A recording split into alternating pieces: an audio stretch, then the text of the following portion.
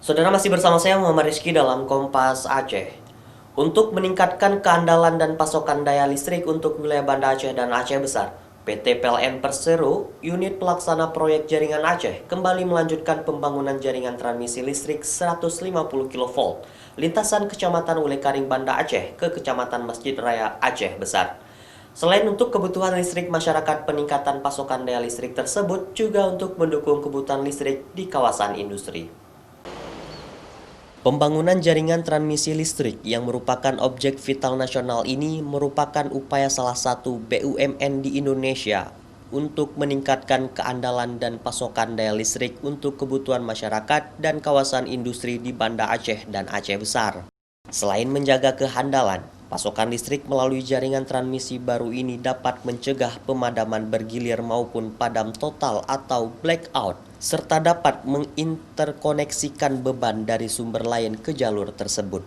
Menurut manajer PT PLN Persero UPP Jaringan Aceh, Khairizal, pihaknya sudah menyelesaikan pembangunan seluruh tower jaringan listrik tegangan tinggi 150 kV lintasan Kecamatan Ulekaring Banda Aceh ke Kecamatan Masjid Raya Aceh Besar. Hanya tinggal satu tower, yaitu Tower 52 di Desa Durung yang akan mulai dikerjakan pada hari ini. Seharusnya pembangunan transmisi jaringan listrik tersebut selesai pada akhir Desember 2019 lalu, namun tertunda selama 9 bulan karena ada warga atau pemilik tanah yang menolak harga tanah yang dikeluarkan oleh Kantor Jasa Penilai Publik atau KJPP. Sistem sudah interkoneksi, Pak, dari mulai Lampung sampai dengan Banda Aceh.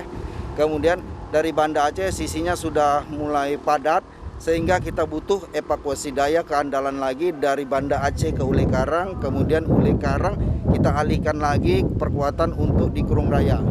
Nah, manfaatnya bagi masyarakat di sini adalah dengan evakuasi daya sampai dengan Kurung Raya ini diharapkan kehandalan dan kebutuhan daya seperti untuk di kawasan industri Aceh ini dapat kita penuhi, sehingga perekonomian di Kurung Raya dan sekitarnya ini bisa menaik, Pak.